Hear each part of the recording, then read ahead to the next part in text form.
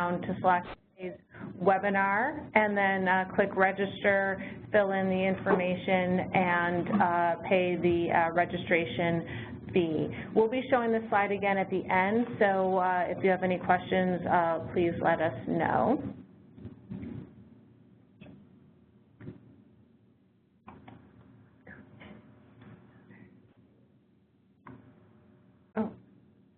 So just want to introduce our speakers today. My name is Elizabeth Meeker, and today is the fourth session in our Trauma-Informed Care series, and today we'll be talking about supervision. And really, I think this is one of the more essential ingredients when we think about becoming trauma-informed, but unfortunately, I think it tends to be overlooked. And so I think our speakers today, Gwen Ulton and Cheryl Martin, will really be exploring this and the importance and how supervision can be used to help support a trauma-informed environment. I think there's real opportunity in the supervisor relationship for learning to occur and to practice new skills, but that has to be done in the context of a compassionate environment and a space within that supervisory relationship. So I think we'll be exploring some of those themes today, and with that, I am very happy to turn it over to Cheryl and Gwen. Thank you, Elizabeth. Thank you. And good morning. Good afternoon. Good afternoon now, yeah. Yes, welcome. So today we are going to be talking about how supervision fits into this whole idea of trauma-informed care. And understanding that this is probably one of the most important places where we can help a culture change and become trauma-informed. The supervisor is the person that's going to be with the staff, going to be setting a standard, a way of being that will support the trauma-informed culture. So the first thing we'd like to ask you is, does your current supervision include a focus on trauma-informed care? And do you receive or provide the amount and quality of supervision that you want? So I'd mentioned before, and while you're answering, I'll continue to just talk about this, and if you have anything to say, Gwen, please add. But this is a role where we're supervising and helping people build their professional skills, a way that they interact with others, where we have that opportunity as a supervisor to really focus on this trauma-responsive type of intervention with the staff. I think one of the big areas that we can really support our staff is to help reduce their performance anxiety, and how we do this supervision can really make a difference with that.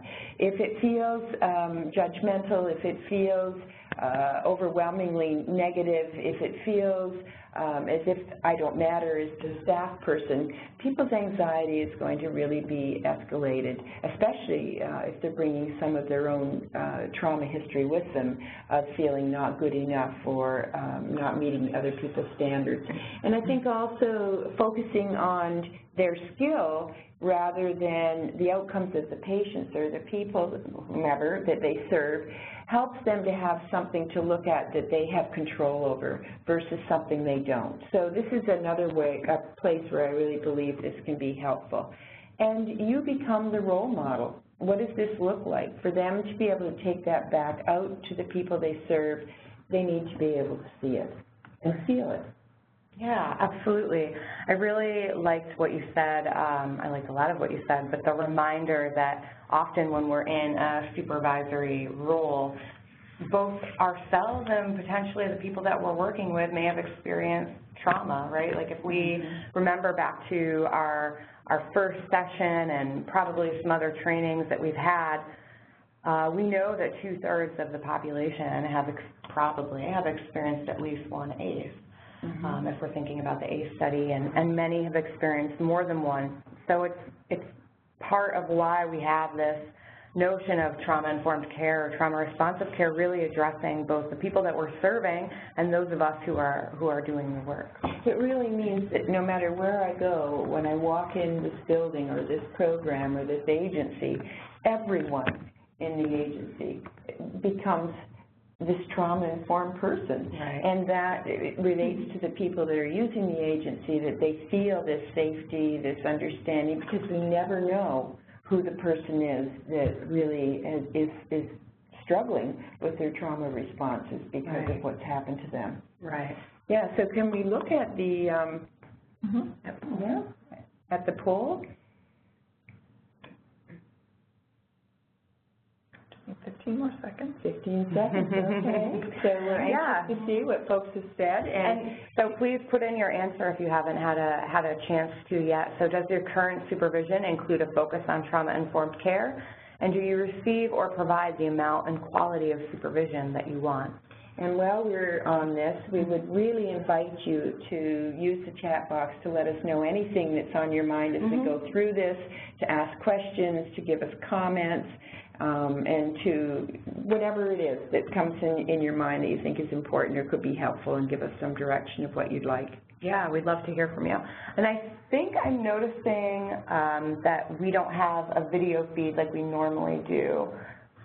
Yeah, so we're working on that. Apologies. We have a couple of role/real plays that we'd like to do later, so hopefully we can get the video going, but we'll forge ahead either way. Well, let's have a look at this. Can we just talk about it? Yeah. So out of the first question, does your current supervision include a focus on trauma and responsive care? Yes. 73 out of 246. I'm sorry, I can't see percentages and can't think that fast. No, 59 out of 246. So slightly more folks say yes, they're talking about this already. That's great news to hear.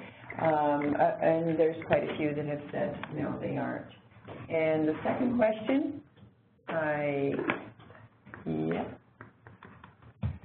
Okay, and the second question is, do you receive or provide the amount and quality of supervision that you want? In here we have a little bit different kind of percentages. We have 61 saying yes, and we have 67 saying no. So we're just changing our laptop so that we have video.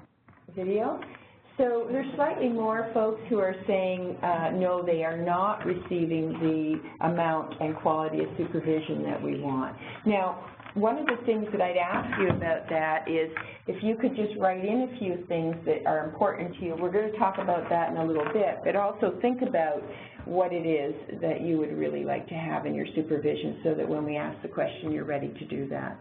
So let's move to the next one. All right. So the principles. Yeah. So the principle, we're having difficulty moving the slides forward, I'm sorry.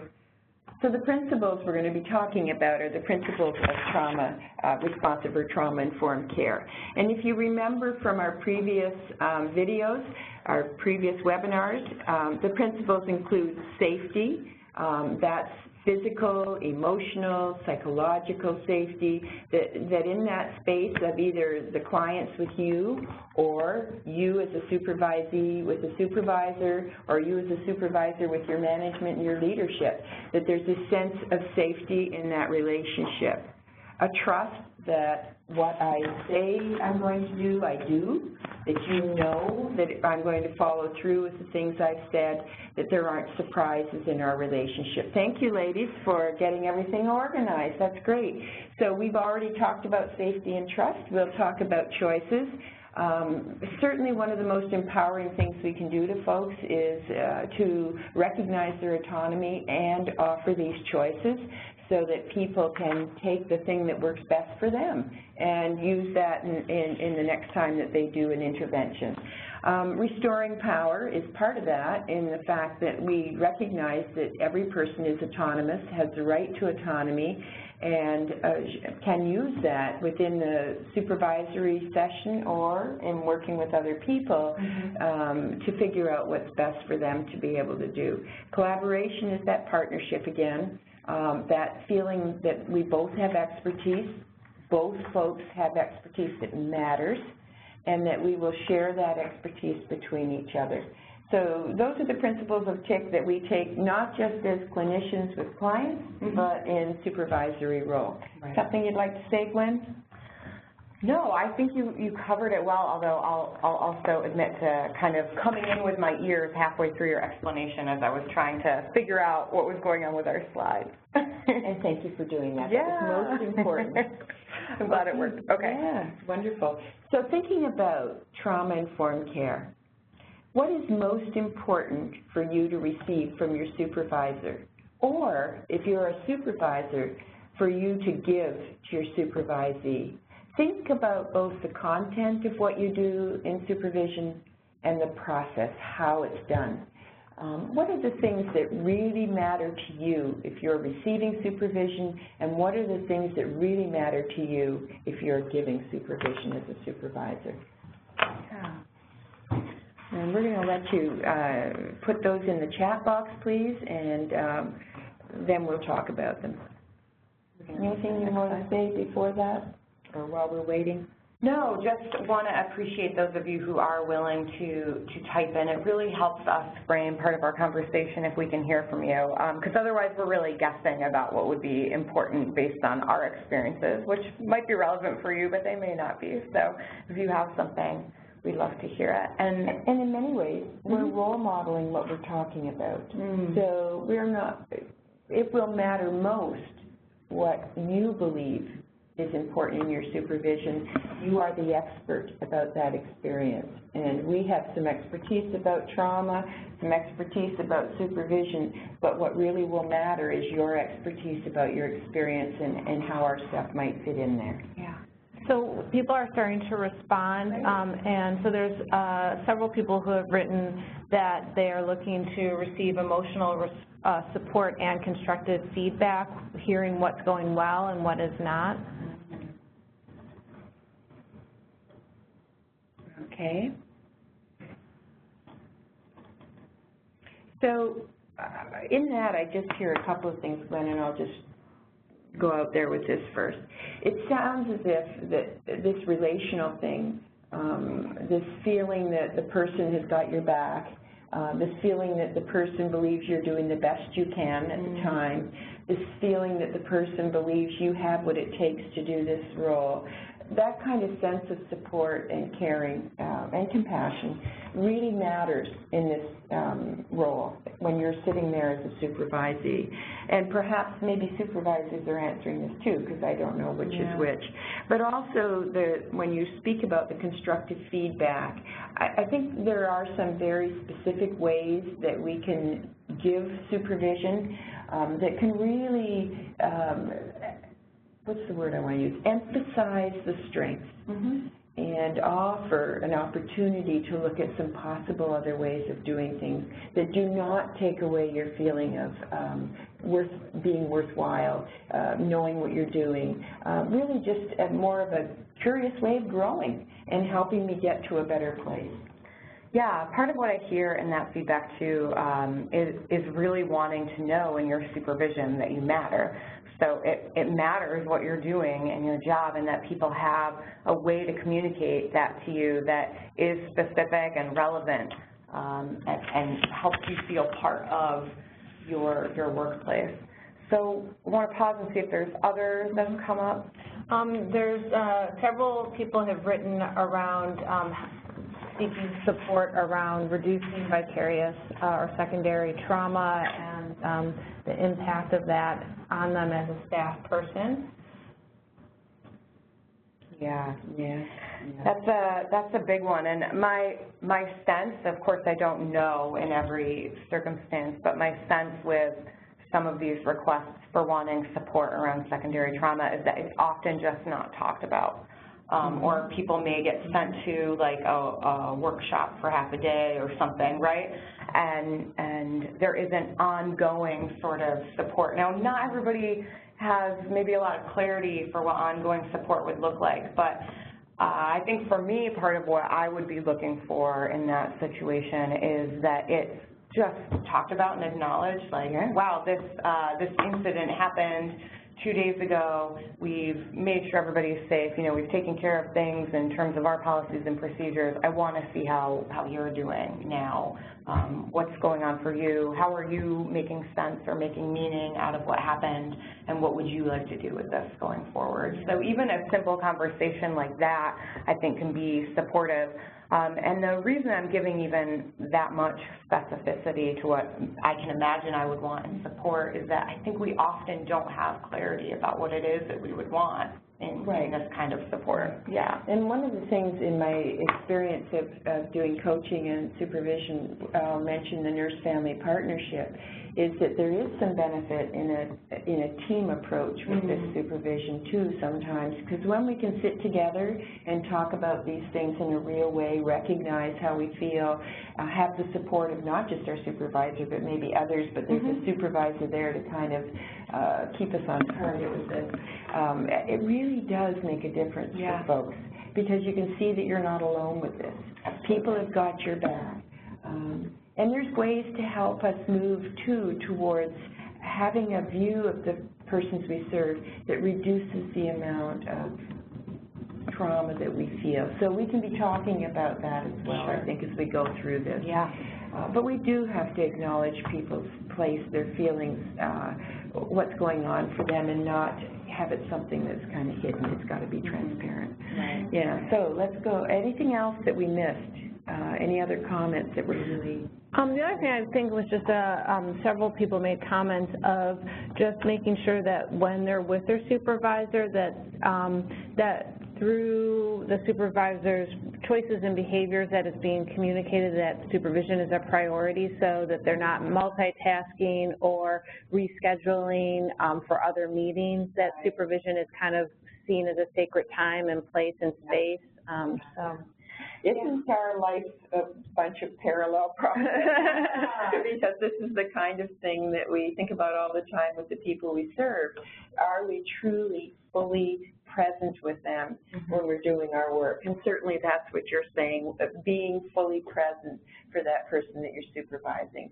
I mean, that is one of the ways that we know we're important to somebody else. Right, and sort of that message, too, about are we communicating that we matter? Are we communicating that I myself matter to myself? Am I communicating that the person in front of me matters? How are we showing that they matter to us? Yeah. Yeah, great. So we'll move on from there, but please continue to type in anything that you want to talk about or ask about, and I'll ask that the two of you let us know. So whenever a new skill or process or culture is being built, there will be ambivalence. There will be ambivalence on the part of the staff. There will be ambivalence on the part of the supervisor and the leadership often, because there's always the side of us that wants to stay in the way we've always done things versus building that commitment to something new. And so I'd like to spend a little bit of time talking about Elicit Provide, which is a way of starting to understand another person's perspective and what might be important to them. So when we talk about this ambivalence, the places to really go is to understand what is important, most important to the team. And when I'm saying this, this isn't about trauma-informed care, but what is it about them choosing the job they have that really makes it important for them to do the very best they can and include trauma-informed. So I have to understand what brings them to their role and what's important to them as a team, as an individual, and then that kind of confidence that we all build as a team that we can actually do this thing, and how can we support each other and make that happen. Yeah. Would you say that's a fair way of describing that? Okay, so we'll talk a little bit about Elicit, Provide, Elicit. So what is that? So it's a structured way of questioning and sharing information that really helps to support some of the things that we know are trauma-informed. Collaboration. So that suggests that we each have something very important to share. There is no kind of uneven power structure. We will share this and figure out a solution together. Empowerment, that I understand the person in front of me is autonomous and that they have to be brought on board with this if we're going to have any kind of change happen. And efficiency, so it kind of gets us through some pretty big things in a timely way, I would say, rather than just kind of no kind of focus on the conversation of where you're headed. So elicit from the person what they already know about the topic, Elicit, if it's all right for you to share anything, and I would say add to that, I even use the word ask permission to do that. Provide information in an amount that they can hear, so I would probably only provide one new fact rather than a whole litany of things that people need to do, and then elicit what they think of that. And Gwen and I are going to give you an example of that, but I'm just wondering, there must be other things, Gwen, that I haven't said that you would like to add to that. I think I just want to add a piece about efficiency, so and some of why Elicit Provide Elicit is efficient. When we're in a service role, we frequently think that we need to provide information, and that's like our main job. So if I'm thinking about working with nurses, they have some laser focus about providing patient education, for instance, right? So all their training has told them they really need to do this. It's part of their role. It's very important. They need to provide this patient education. Well, if they don't elicit from the person first, A, if they are what they already know, and B, if they want to receive the education, you could be wasting both the nurse's time and the patient's time talking at them, essentially, right? So Elicit Provide Elicit is a very quick way to see if the information is needed and if it will land in the receiver at all, because we don't want to waste people's time, including our own. Right. So we will do a demonstration, but I'll just say that I use this for everything that I can think of where I'm going to feel the need that there's some information I maybe should or ought to offer because of just that reason. So even with diabetes, I'm going to ask that person with diabetes how they're caring for their diabetes. If they happen to say exactly the thing that I was thinking of providing, I'm not going to be providing that because it sends a message. First of all, it sends a message to them when I ask them what they already know, that I really respect their expertise about themselves and their process, their disease process, whatever it might be. So I'm respecting it. I respect that they really know this relationship with diabetes better than I could ever know. So I want to learn from them. So that's the reason why I would ask that before I give any information at all. It's just really, really important. Yeah. So are you ready? I'm ready. Now, so I want to talk a little bit, Gwen, about your knee that you injured. Yeah. And can you just share a little bit about what you've been doing about that? Yeah. So I haven't been lifting weights in the same way that I normally do. So I reduced weight, or I use no weight and just do body weight lifts with my knee at the moment. You're a very athletic person, and I know that about you. So that's something I'm lucky to know. And so it's been challenging for you to find a place with this knee where you don't lose what you have already, but you also don't cause more damage to that. That really matters to you. Yeah, it's been frustrating. Yeah.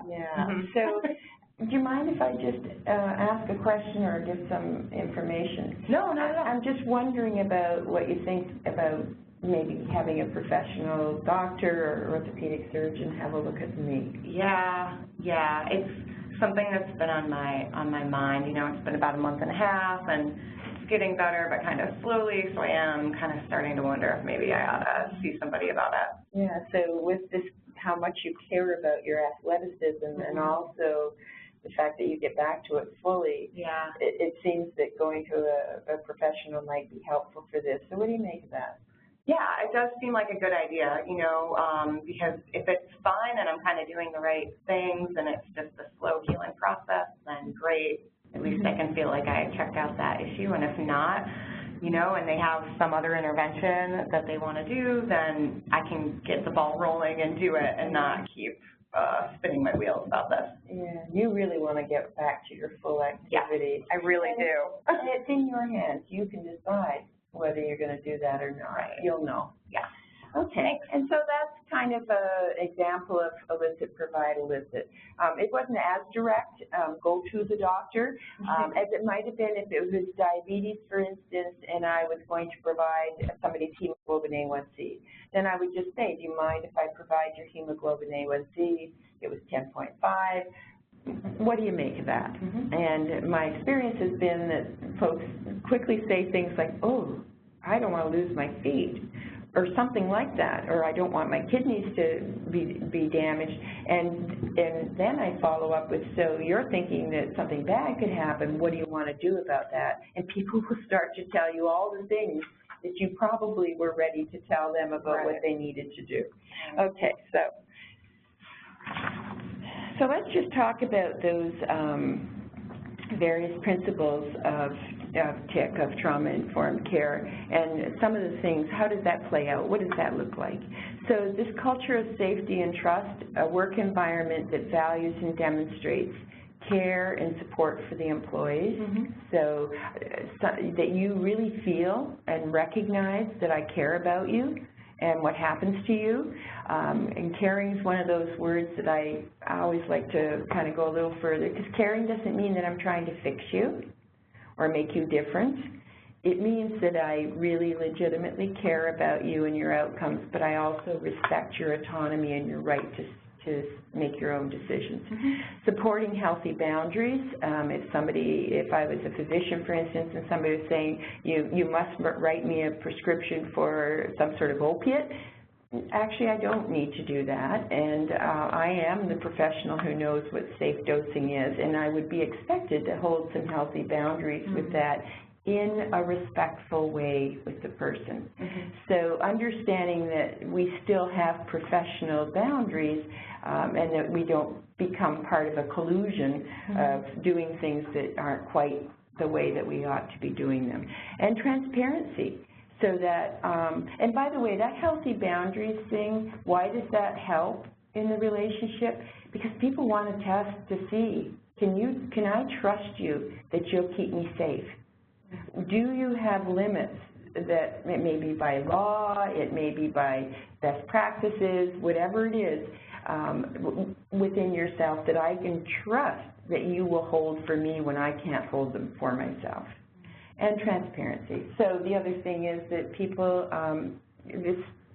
people know what we're thinking, what we're doing, what we're planning, that this isn't some sort of big surprise, that we are out there with this. I talk about using motivational interviewing with the people I serve.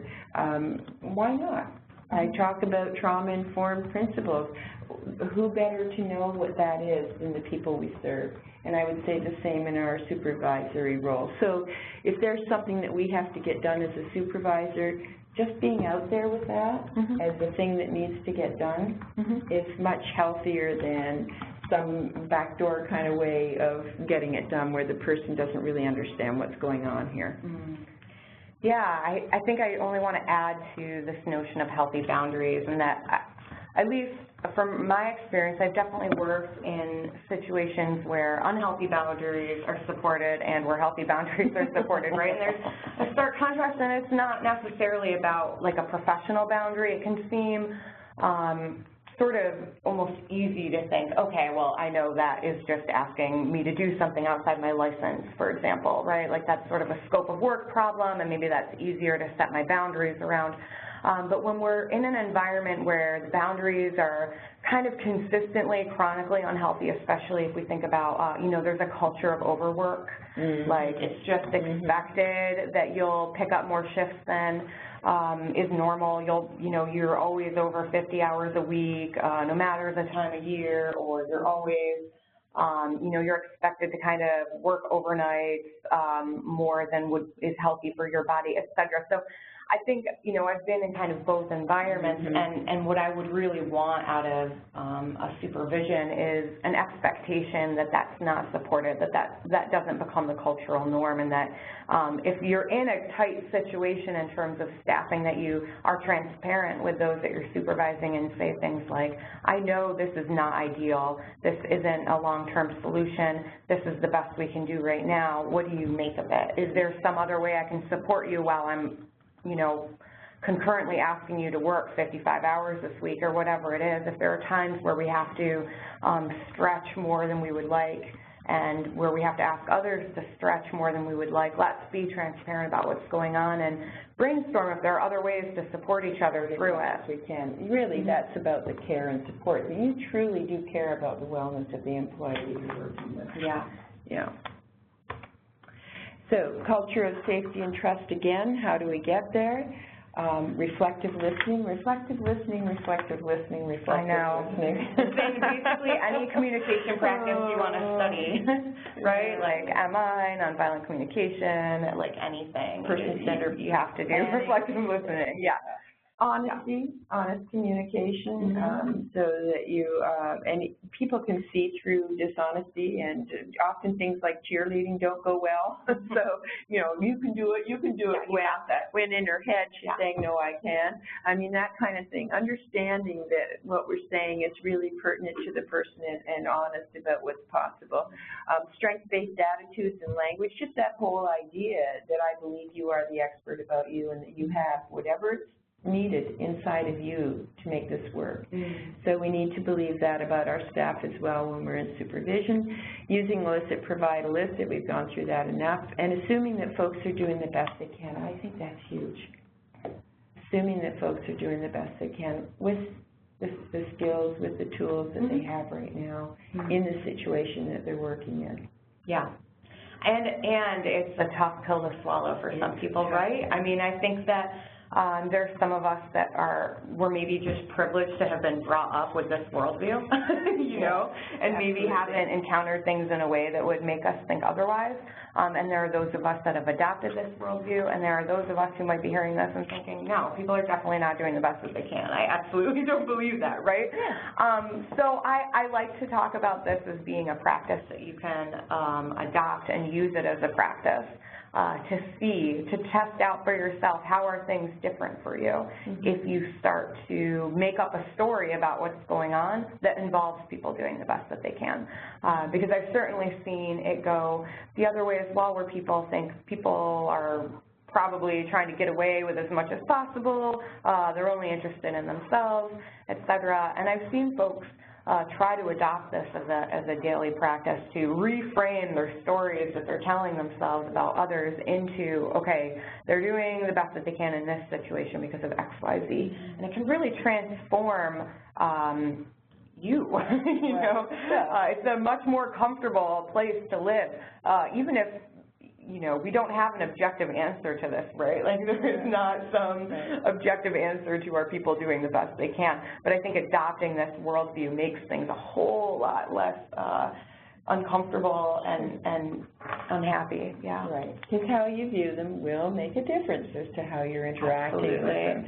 You know, when I hear things like, she's just making me angry. Well, and often it has absolutely nothing to do with you. It's your interpretation of whatever's going on, and then that's where we go. So, yeah, assuming they're doing the best they can at the moment with the things that they have. Right. Yeah. So collaborative, supporting autonomy, and offering choice, the other principles of trauma-informed care. So how do we do this? Well, flexibility and an open mind. I couldn't possibly have all the answers for any other human being about how they can make a change or do something different. That would be more than I think any of us could do. In fact, we know we can't. If we think we have all the answers, we're probably not very helpful to you. Right. So this idea that there's lots of creative answers out there. I need to work with this person to find out what the answer might be for them, and it may be something I never even thought of before. Right. But that's the thing that works for them. Supporting their autonomy, and it probably isn't enough just to say to yourself, I support autonomy. It's probably, in fact, we know from the research, it's important to actually say it to them. This is up to you. This is in your hands. This is, you know, your choice. And even as supervisors, we can do this to some extent. We can express what it is that has to be done, which we have things. We have regulations, we have policies and procedures, we have ways of being that are part of the structure that we're in. But people can choose how to meet that, how to get there, what it is that makes that important to them, what they need to help them build the skill to be able to do that. And to learn to build their own commitment based on things that matter to them. Right. So we aren't quite done with that. Restoring power, partnership, that way that we work with people with power being even, and expectations and rules that are designed to help everyone. So I think that's kind of important too, because in supervisory roles, this can sometimes not be the case, that this fairness idea, does it feel like sometimes people are being promoted that haven't maybe put in the same effort as others, and our desire to not let that kind of thing happen, to really want to be fair to everybody, and not allow our view of others to kind of get in the way, or any of our unconscious biases that we might have. I just want to jump in for a minute. We got a request to expand on what support autonomy means. Oh, right. Okay. So this one is something I think may be difficult to understand, but when I'm serving somebody in the community, for instance, so we'll just talk about it in both roles, I have come to accept and understand that that person is autonomous, that they have the right to their autonomy, that they have the right to make their own decisions, and obviously the other side of that is they have the right to live with whatever consequences may come out of that decision. That is their right to that. So even when people say, well, they don't have any choice, they'll go to jail, well, they do have a choice, and that is their choice, and I need to support whatever it is, decision that they make, that's their decision. So it is that idea. We falsely believe that we have the right to control someone else's behavior. I think that's perhaps the way to look at it. They are autonomous. I mean, we see it every day in healthcare. We sit with people, we give them information about their illness, we give them instructions on what to do with that, and what do they do when they leave? Do they always follow it? If they have autonomy, they're going to decide what they're going to do when they leave us. And when you recognize that ahead of time, you can work in a much more effective way with people to bring them on board with whatever it is that might be a helpful intervention for them, recognizing that they will ultimately make the choice. Yeah, so when I think of supporting autonomy in the role of like a supervisory role, that might translate into saying things like, you know, we have this policy that XYZ happens. You have a choice about whether you do it or not. I have choices about how we have these conversations. I'm hoping that you'll choose to do it in this way. But just holding it up that people have choice. I talk about this sometimes with educators as well, to support them in supporting the autonomy of the students that they're working with. Even very young students have a whole lot of choice during the day, even though we try to pretend that they don't and not name it, right? So they have choice about whether or not they sit in their desk or don't sit in their desk. They have choice about whether they walk in the hall with others as the expectations go, et cetera. So really, to me, most of supporting autonomy is about naming that people have the autonomy and the choice, and naming that I have a preference about what they choose, but that might not be their preference, and hoping that we can come to some kind of solution that works for both of us. Yeah, it becomes so much more real than just a belief system that when I tell somebody what to do, they do it. Right. You'll never understand what their perspective is, what they care about. I mean, this puts you in a place of understanding, boy, I need to know more. Yes. All right. Okay, so Dr. Sandra Bloom has done a lot of work around the sanctuary model, and I just put these pieces in about trauma-informed organizations and how important she has found it to be in her research to place a high priority on teaching and coaching certain skills with staff so that we can have this safe, trusting environment for them to work in. So some of the skills she used in her model was self-soothing, figuring out how we can make ourselves feel comfortable in the space of where we are. Self-trust, that we believe in our own ability and our autonomy to be able to get things done. Self-compassion. Boy, that's a big one, I think. Yeah, Gwen, that's huge. Yeah. If we don't do it with ourselves first, it's impossible to do it with others. Self-regulation. This is something you work very hard at the school with kids again about, teaching this ability to self-regulate. So how do I not flip my lid? How do I keep my lid on and be able to regulate? Limit setting, communicating needs and desires. That goes back to your piece too, of giving them a space where they feel comfortable to even bring that up. Maybe about their own trauma that they're feeling in the work that they're doing, that kind of thing. So giving them that space and an accurate perception of others. So that kind of goes to that place where I mentioned about you're making me mad. So our perception of what others are doing really will matter. And so teaching people to have the skill to understand that there are other ways of looking at this. Right. Yeah?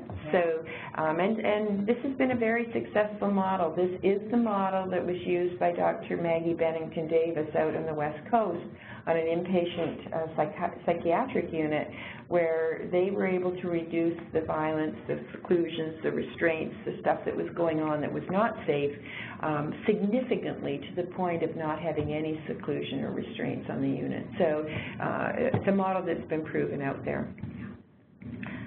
So how can trauma-informed supervision support trauma-informed care? We've kind of talked about the principles of trauma-informed care and now a more general view of this. By using that same trauma-informed style in supervision that we're asking care managers, clinicians to use with the people they serve, and hopefully leadership using those same skills with the supervisors in the program.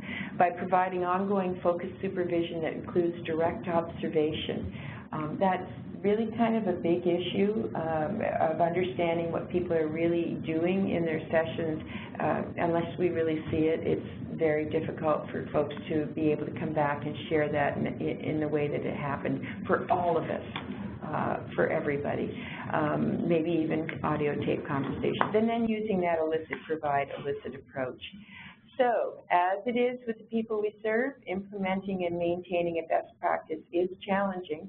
And staff benefits from our support and gentle guidance as supervisors to be able to get there. Right.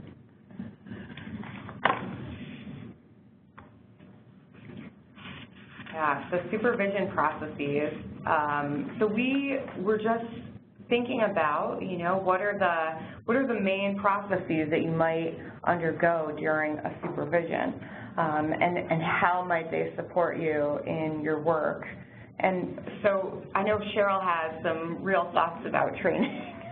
Well, yeah, just telling people what to do, either in training or in providing instruction to the people we serve, really does not necessarily have any impact on change of practice. In fact, we know that.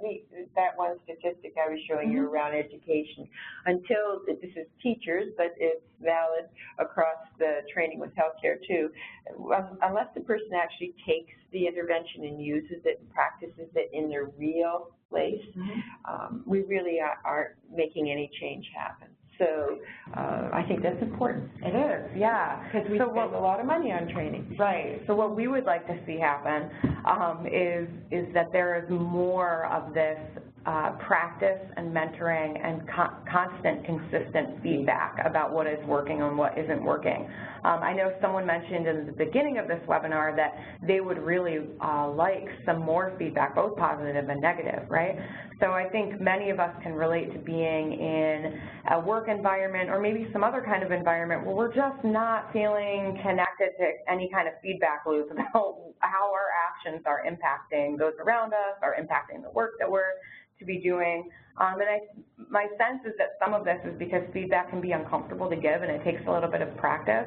Many of us are not brought up in our training or even in our culture necessarily about how to give feedback, both positive and negative. We can do things like, great job, right? But we know how little that actually communicates, right?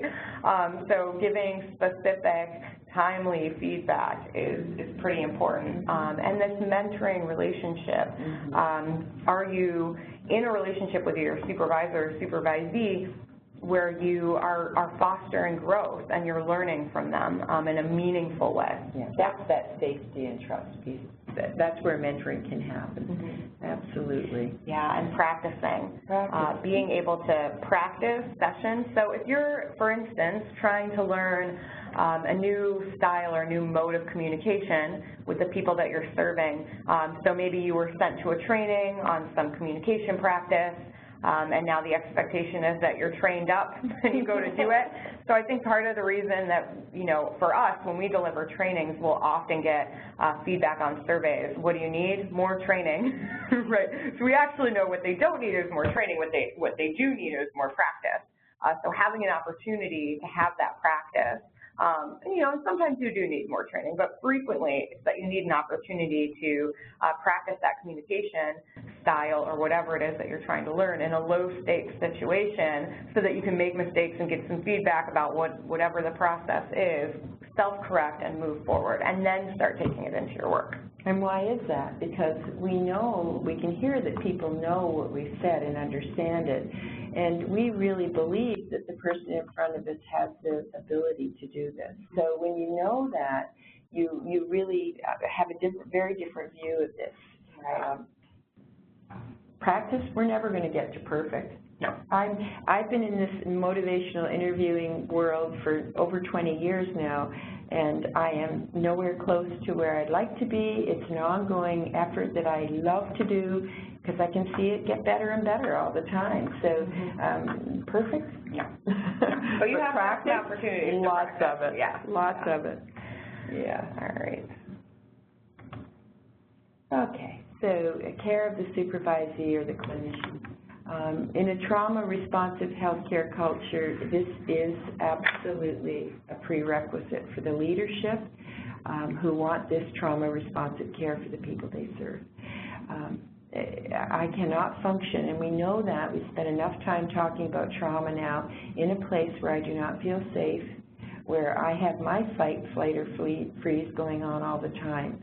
I will not be able to then give to the people we serve the things that I would want my staff to be able to do.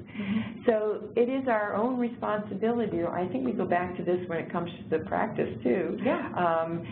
You can be given lots of information, but the decision to do something about it, to take care of ourselves, to do a different practice, to do something that might help us feel better about the work we do, a different conversation style, all of that is our own responsibility to do that. To model that self-care is important from a supervisor to be doing it. That's very important when you were talking about the healthy boundaries. If I see my supervisor not doing this, then why would I be doing this? Yeah. So it is a responsibility of each of us to take care of ourselves, but also to understand that we're modeling certain behavior, and especially if we're in leadership or supervisory role, what are we saying to the staff that we serve? Yeah, yeah.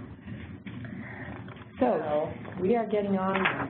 Supervision that empowers and activates. That's a lot of really positive things. So why is this so important? I hear often from people about attrition and staff turnover. And the whole thing that we talked about was the kind of stress and the trauma that happens to us from the work that we do.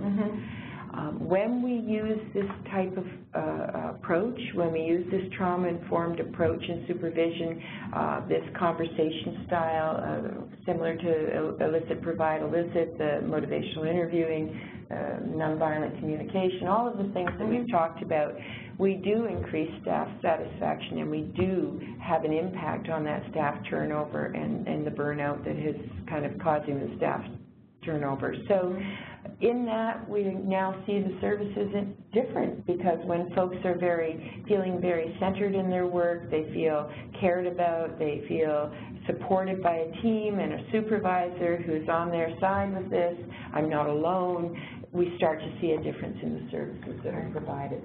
And I know that folks brought that up at our last training. So, I just want to emphasize that again, that this is the way in our supervision, in a supervision that empowers and activates, to help have that sense that I'm okay in this work. I can do this. Right. I think we get to our fun part now. Okay. Yeah, this is going to be hurtful, but I'll get through it. So we're going to focus on, we're asking you to do this in your mind, but we're going to actually do a real play. So I would ask you to focus on and maybe even jot down one thing about your work that does not feel trauma-informed, and feel free to put that in the chat box. We'd love to hear from you, and we can, if we have time, we will respond to that. And then one thing about your work that does feel trauma-informed. So where are you already going? What's working really, really well already that says to you there's something about safety, trust, collaboration, choices, and empowerment? And I don't know how I remembered those 5 so quickly, but something that says these things are here where I work. So Gwen? Yeah, in this, we're going to do 2 scenarios. We want to model sort of what not to do in some ways, or maybe even something that you've experienced that hasn't been too great in a supervision, and then also what to do. So just to orient you a little bit, I will be the not-so-kind trauma-informed supervisor for the first role play, and then in the second role play, I'll be the supervisee, and Cheryl will be the kind supervisor, because she struggles to be an unkind person, even in a role play. Okay, so I'm your supervisor. Cheryl, do you have like 10 minutes to meet real quick? Well, I'm busy, but I guess I can stop for a minute. Okay, great. Come with me. Okay, so I just want to let you know, a couple people have told me that you're like on your computer doing some not work-related stuff, so I just need you to stop doing that.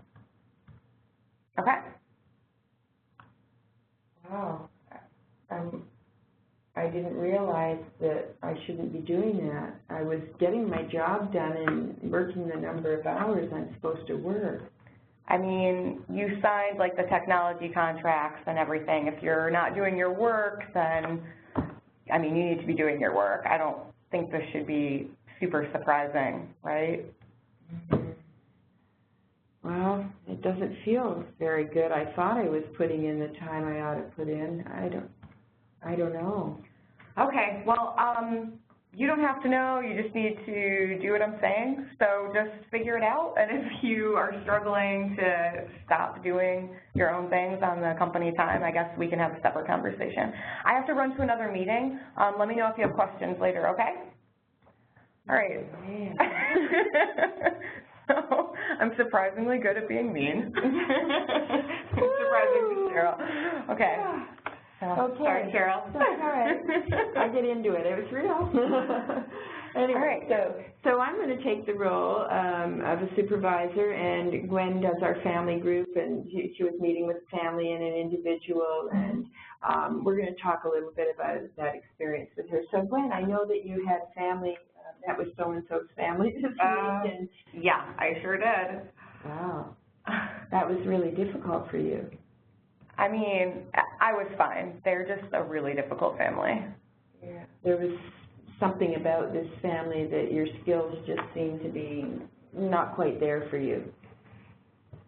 I guess. I mean, I think my skills are fine. They just don't want to, you know, do any of the things they're supposed to be doing. Ah.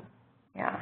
So at some point, it felt like you're just not getting anywhere with them. Yeah, exactly. Yeah, I feel like I'm not getting anywhere with them. What's most important to you in this relationship with them?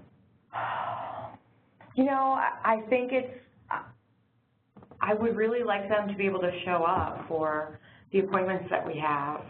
You know, sometimes they miss them and then they show up and I feel like they're not really there. You know, the mom's like always on her phone and I feel like she's not really listening anyway, so what are we doing? So when you ask them what it would take for them to show up on a regular basis, what do they tell you? Yeah, I haven't asked them that question. Yeah, that's a good idea. I don't know. I guess I'm just assuming they should know, like, we made an appointment, you know, show up. But, yeah, maybe I just need to ask what's going on. You're thinking there could even be something legitimate that kind of gets in the way, or even that our program isn't giving them what they want to make it important enough. Yeah, I mean, that could be, it definitely, I mean, the message I feel like I'm getting is that they don't care about this. These meetings, so I don't know.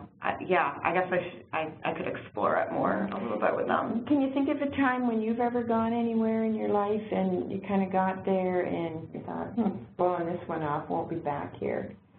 Yes. Absolutely.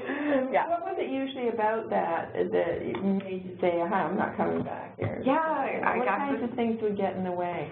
Maybe something about the way the person was engaging with me, or seeming like I already had the information or something. Okay, yeah. So it didn't meet a need of yours that you really wanted. Right. So we're going to pull this together because, and we're sorry, because that could have gone quite a long time and into some pretty good stuff. We can talk about things that aren't ours forever. We'll do a part 2 next time. Yeah. So.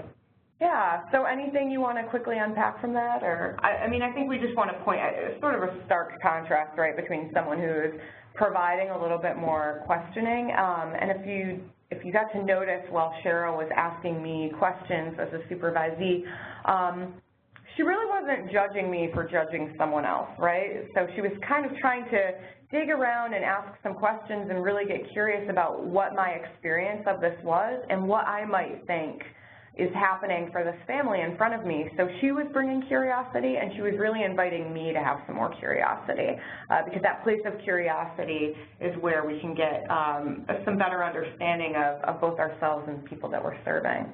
Mm-hmm. So we want to just pause and see if there's any thoughts or questions.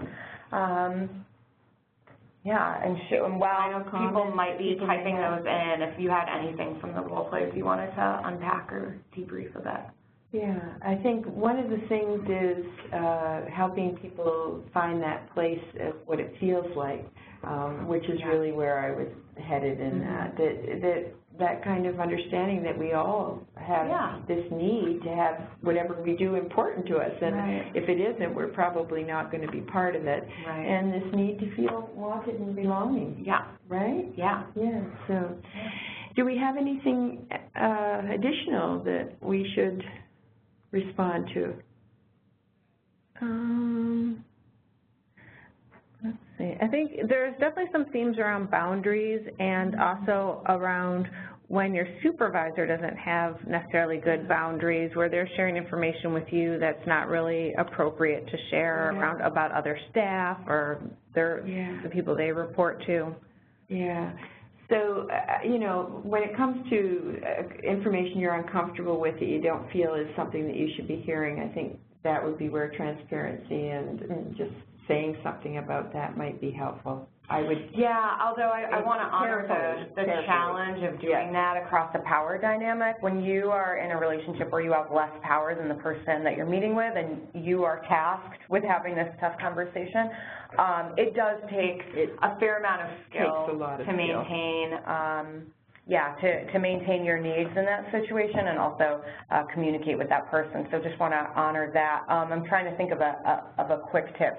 I think the quickest way out in that case can be avoidance of that conversation and finding a way to communicate that you would like to avoid that conversation. The more direct and richer way, but that also takes more skill, would be to communicate in whatever way is authentic to you that conversation doesn't meet your needs, that you're not, you feel uncomfortable by that conversation and you're wondering what the other person thinks. So see if you can get them to reflect back your discomfort accurately, ask for some reflection back on their part, and see if you can come to a place that way. It's still a little high stakes when you don't have as much power in the relationship. Yeah. Okay, so we have to wrap up here. Invite you to still type in questions if you want, and hopefully we can get to some maybe next time. And I'm going to turn the mic over to Elizabeth here. So I just want to first thank Cheryl and Gwen for an excellent session. I continue to learn a lot each time, so it's wonderful. So here's information again on how to obtain your continuing education contact hour for this webinar. So just follow these directions. These slides will also be available within 24 to 48 hours so that you can, if you need to review, there's also contact information, phone and email to contact someone for additional help. And just a quick plug for our final two webinars. So in September, we'll be looking at building a resilient workforce, and then followed up with our final webinar, which will be creating a path for resiliency. So we hope that you can join us for those two sessions.